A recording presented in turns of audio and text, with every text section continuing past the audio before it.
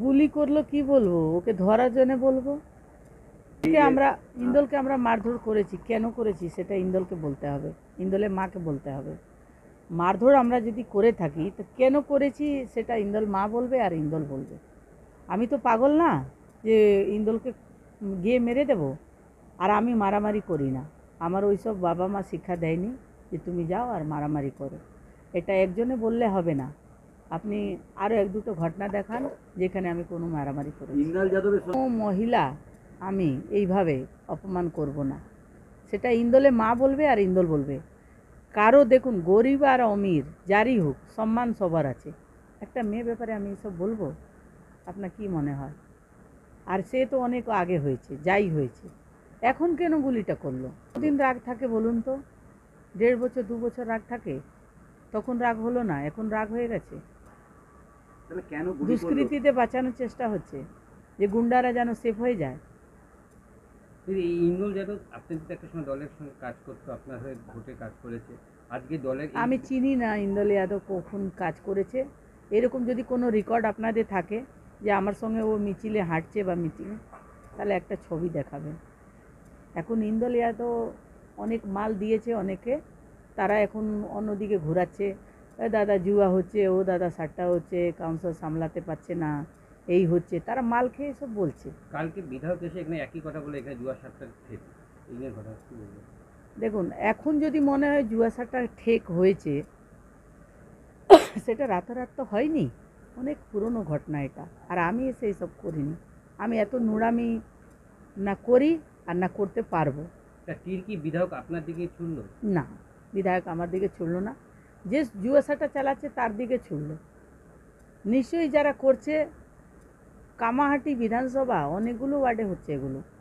আমি নিজে অনুরোধ করছি বিধায়ককে, এগুলো সত্যিই যেন বন্ধ হয়। আর আমি এগিয়ে থাকবো, উনি যখন বলবেন আমার ঝাঁসি রানী লক্ষ্মীবাই টিম নিয়ে আমি এগিয়ে থাকবো। এর আগেও আন্দোলন করেছি, এখনও আমি আন্দোলন করব যে এটা বন্ধ হোক। বিধায়ক আপনাদের, সরকার আপনাদের, প্রশাসন আপনাদের, তাহলে এই যে ঘটনা সাতটা জুয়ার ঠেক, এটা তো একদিনে গজে ওঠেনি, এটা অনেক দিনে গো, তাহলে এই কি আপনি কোনো আভাস পাননি?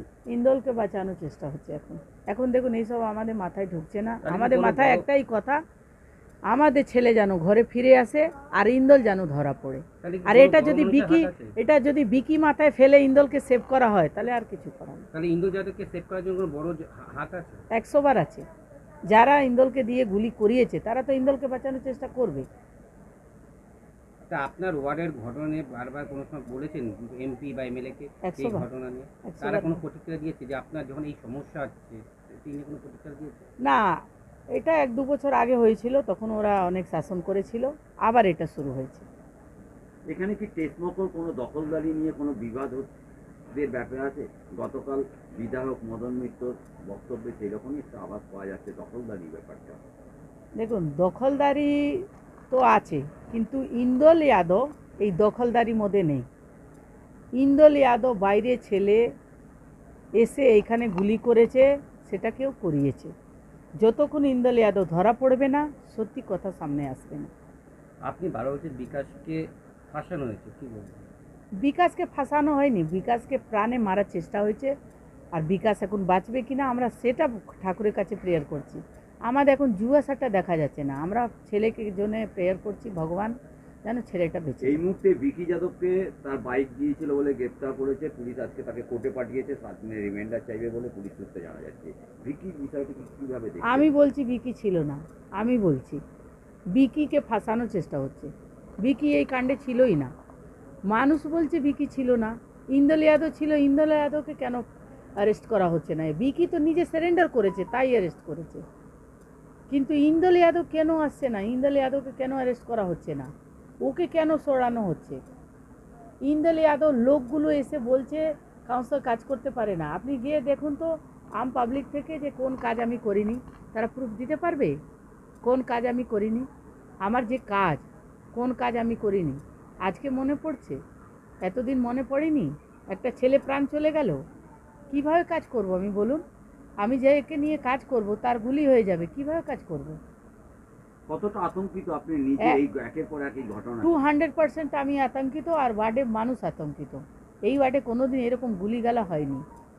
এই 3 বছর এত সুন্দর ওয়ার্ড চললো, এই ওয়ার্ডটাকে উত্তপ্ত করার জন্যে হাজার একটি ইন্দল এসছে, তাকে আমি সহ্য করেছি, তাকে আমি কোনোভাবে বুঝিয়ে বাজিয়ে শান্ত করেছি। আগামী দিনে কি পদক্ষেপ নেবেন এই বিষয়ে? প্রশাসন কাছে যাব, আমাদের উচ্চ নেতৃত্বের কাছে যাব।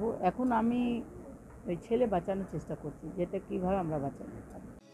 এয়ার ইনফ্রাস্ট্রাকচারের উদ্যোগে অহনা অ্যাপার্টমেন্ট বারাসাতের হৃদয়পুরে নৃপেন ঘোষ সরণিতে তৈরি হচ্ছে নতুন আবাসন প্রকল্প। থাকছে একগুচ্ছ বিশেষ সুবিধা, লিফট থেকে শুরু করে ডিপ টিউবওয়েল, এছাড়াও থাকছে সাউন্ড প্রুফ জেনারেটর এবং কার পার্কিং এর সুবিধাও। এখানে 2 এবং 3 BHK ফ্ল্যাট রয়েছে, এছাড়াও থাকছে আরও একগুচ্ছ বিশেষ সুবিধা। বিস্তারিত জানতে ফোন করুন স্ক্রিনে দেওয়া ফোন নম্বরে। সাধ্যের মধ্যে স্বাদ পূরণ।